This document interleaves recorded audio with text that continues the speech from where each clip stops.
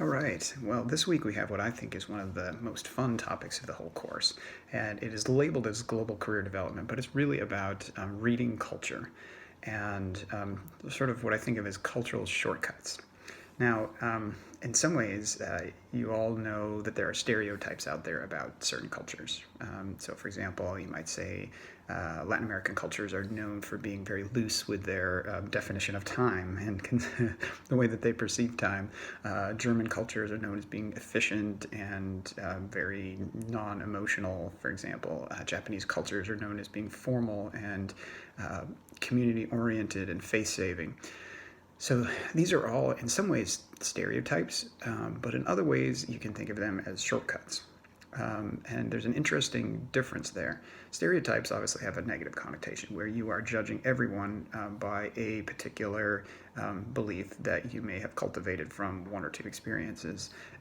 Where shortcuts, I think, are observable trends and habits that you see that have been maybe a little bit more documented and researched and that you can learn a little bit about. And it doesn't substitute for really getting to know individual people and knowing that individual people are different and cannot be stereotyped.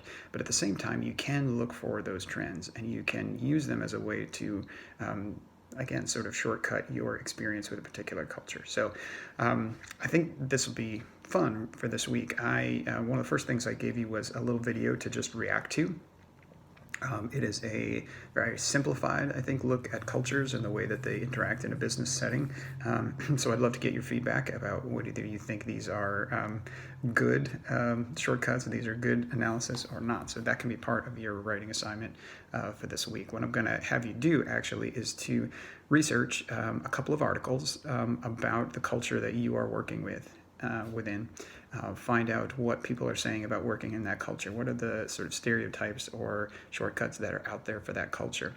So send me the links of those three articles, and then your writing assignment will be to react to those, to say, okay, here are a couple of the shortcuts that I found, the trends or the stereotypes that typically people talk about with the culture that I'm working in, and here's what I think about them. Based on what I have done so far in my internship, I've observed that this particular shortcut seems to hold true.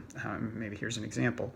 Or, I don't find this to be particularly correct about the culture that I'm working in. It seems like, some people do this, but other people that I've met, certainly not so much, and it's not very helpful. So it's something we shouldn't get caught up into. So you can send me those articles, and you can send me your analysis of how correct those articles are in terms of their perception of the shortcuts that they are trying to give to you. I've definitely seen this play out. I have worked in multiple cultures. I spent a year as an exchange student in Argentina. I have done multiple business trips and interactions and negotiations within China and Japan and India, and seen a lot of cultural differences. And again, where you can't totally stereotype that everybody that you meet is going to follow certain patterns, you do see certain trends, and it's fun to observe those. I think this is one of the most interesting and challenging things about working in a global context. And I'm assuming, because of the experience that you're having, that you're really considering working long-term in a global environment like this. And so being able to quickly pick up shortcuts is really helpful. And reading up about them is useful. Understanding why people are doing the things that they are doing is important. So, for example, let me talk about when I have traveled to Japan. Japan has a very strong sense of guest culture. In my opinion, I think this has been well documented that guests are treated very well, especially from certain other areas that they might come from, where they are particularly respected. And you see this everywhere. The guest is treated very, very well. I remember going into a restaurant with a friend of mine and eating there. We, had a great meal. The chef came out and met with us.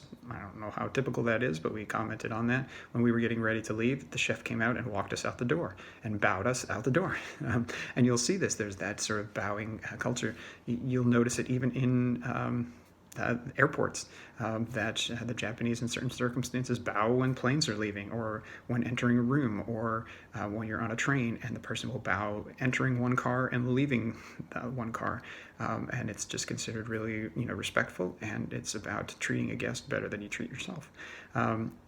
It's a beautiful, wonderful piece of the culture and a shortcut. In some ways, if you understand that and can say, okay, there is this thing that is guest culture, and understanding that someone coming from another culture, especially certain cultures, are highly valued and are to be treated as better than oneself in the way that you utilize your time for them. This can be, a fantastic thing.